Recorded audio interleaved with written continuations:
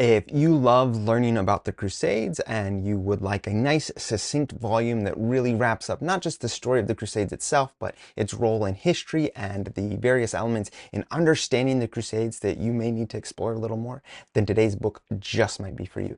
Today, I'll be reviewing Crusades, a very short introduction by Christopher Tyerman. Welcome to Spencer Reads Everything. I'm your host, Spencer Duncan, and today we're taking a look at one of the books in a series that I've long since been interested in. Let's see, right here, this series right here, the very short introduction series by the Oxford University Press. At one point I wanted to collect the books, but there's like 500 plus in the series. I really enjoy these books because they get the top people in their fields to write these very succinct summaries, and I've read quite a few of them over the years, and I finally got a chance to pick this one up. I'm sure I had flipped through it before because I actually wrote about the Crusades for my dissertation, and I decided in this new year one of the things that I wanted to do is talk a little bit more about not specifically my dissertation. I don't think too many people are going to be all that interested in my specific piece of scholarship, but I certainly think that the broader field that has drawn me into my dissertation and to history as a whole is something that I probably could talk a little bit more on this channel and do more books, because I still enjoy reading those books, and I think that this is a great addition to have that conversation. If you know anything about this series, the Oxford University Press's very short introduction series, then you know that these books are not super long. They're usually 100 to 125 pages, not usually much longer than that. And like I said, they get the best scholars that they can to write on them. Now, that can always be a little controversial about who they choose, who they tap to write about it, but they usually get someone that is a broadly acceptable person that has not only written a lot on the topic, but most of their writing is considered to be pretty mainstream, or at the very least, there's an appreciation within the larger academic community about what they have had to say. So let's talk a little bit about what exactly you can find in this and what its greatest strengths and weaknesses are. Well, like I said, because it is written by an academic, there is certainly a tendency to focus a little bit more on the background scholarship that is necessary for understanding the Crusades, and not a major focus on the Crusades themselves. That is certainly still part of this book. I would say it has 7 chapters plus an introduction and a conclusion, and of those 7 chapters, I think maybe 3 of them deal with the actual fighting of the Crusades. However, at least one of those chapters does not deal with the more famous elements of the Crusades that took place in the Holy Land, in the Levant, and in the surrounding area, which is usually referred to as the Outremer Crusades.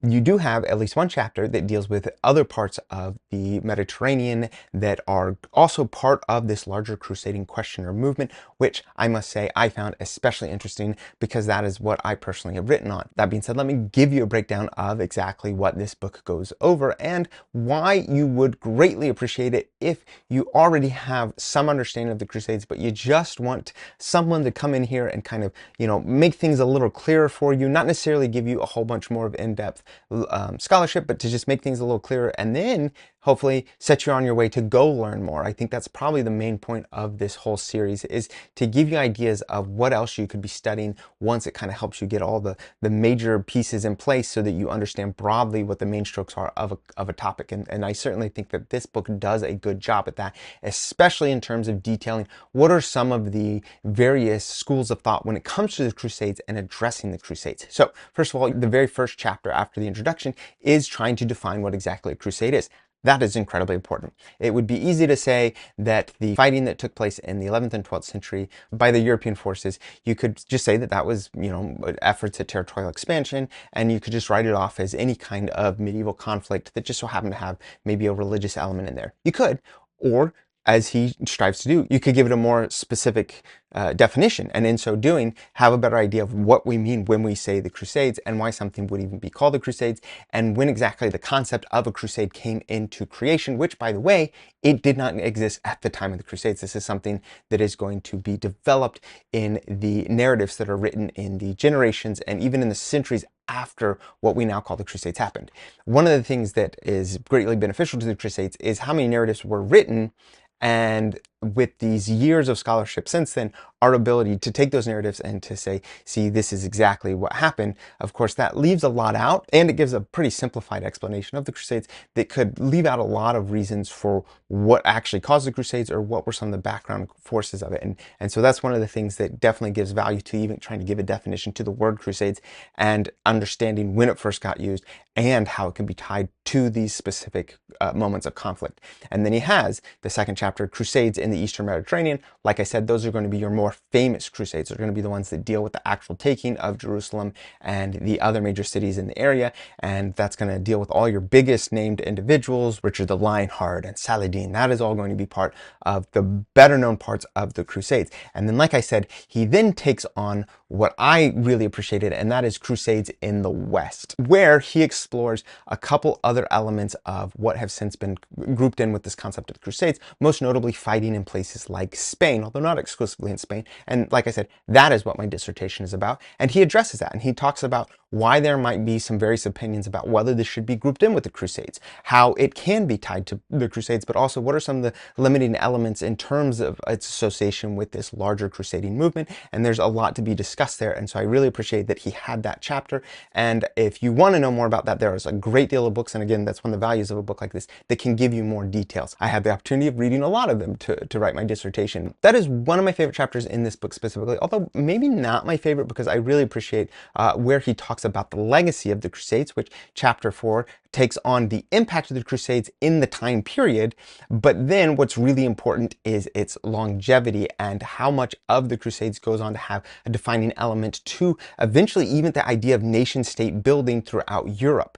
In some places like Spain, there seems to be kind of writing off of the Crusades, because instead they adopt their own concept of nation state building history in the Reconquista and even in the Inquisition and what comes after that. And in the rise of Ferdinand and Isabella and even Christopher Columbus and the Spanish Empire, all of that they feel like can be tied to its own story, and so it kind of gets detached from the rest of this crusading movement. And I think that Tyerman does an excellent job of actually illustrating how you could still certainly associate it with what is considered a large Mediterranean inter-religious conflict that has a variety of reasons to understand why that would have happened. And of course, this gives the creation in many ways of this new concept of a holy war, be that either the Christian concept of a holy war, a crusade, or its oft-cited counterpart of jihad, which at that point had certainly had a variety of definitions throughout the Islamic world.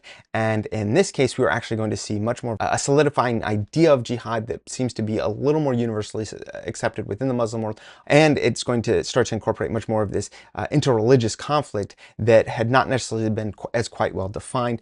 So he takes that on and then talks a fair amount about what kind of impact that has had, not just in Europe, but also in the Muslim world. And then he does a lot to explore how this has been written and rewritten over the years, and why obsession with the Crusades has never died down, but how its focus has maybe changed people's understanding, not just of medieval Europe, but also specifically of this Christian-Muslim conflict that seems to be, at least in many people's understanding, to be a defining element of a Christian Europe, which I think he does a good job at exploring why that might be, but also why that's a problematic perception of the Crusades, especially since it becomes an important part of the founding myths of many of the European nations. I think this is an excellent introduction to the Crusades if you already have some understanding of the Crusades, I must say. If you come in completely cold, you're probably going to be at a loss about why there is so much talk about stuff outside of the Holy Land. If you couldn't even tell me what the major Crusades are, you may not fully appreciate this book. I will say, however, that is common for a lot of books in this series. I will say the books in this series that I've enjoyed the most are on the topics that I already have somewhat of an understanding of, and when I go to read them, I certainly still find out new information, or at the very least I feel like it is presented in a valuably succinct way. And this book is no different. If you have no understanding of the Crusades, I would suggest probably trying to pick up something else first. This one is going to be pretty steeped in giving you a presentation of what has been written about it academically and what is the current state of much of the scholarship around it. And that might be a little too difficult for people that just don't have a whole lot of other elements to grasp onto when trying to understand the Crusades. So who is this book for? Like I said, somebody that already knows a little bit about the Crusades and wants to know more, but also just kind of wants to get some of the biggest pieces in place and to know how they could explore more. This is a great way to do it. It's not going to give you a really in-depth element of any of those major things, but certainly going to give you something to look at and to consider. Who is it not for? It's not going to be for history buffs that just want to read about the actual campaigning and the fighting.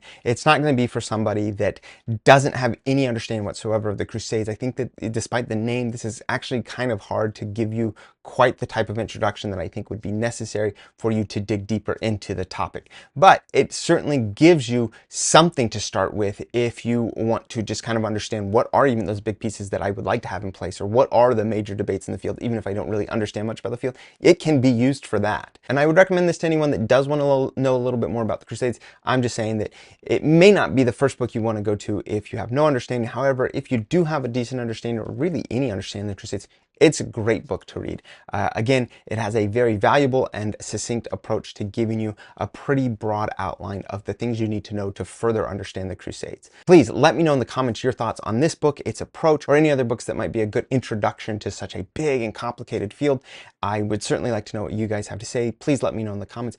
Don't forget to like, subscribe, turn on those notifications, and until next time, keep those pages turning.